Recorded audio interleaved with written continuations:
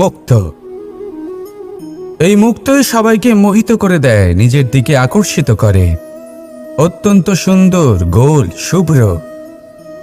মুক্ত দ্বারা নির্মিত আভূষণ, তা হয়তো সে মুকুটই হোক বা কোনো স্ত্রীর অলংকার, তাকে আরো সুন্দর করে তোলে, তাকে আরো সুন্দর দেখতে লাগে।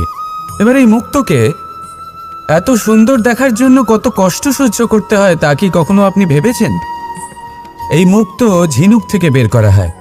ঝিনুক, যা কিনা সমুদ্রের তলদেশে থাকে।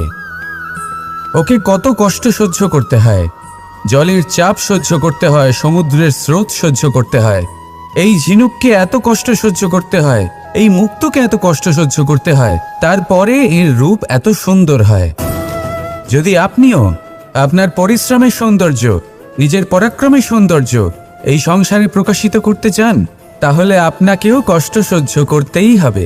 তাই জীবনে যখনই সংকট আসবে, বিপদ আসবে, সমস্যা আসবে, তখন একে সুযোগ হিসেবে গ্রহণ করুন।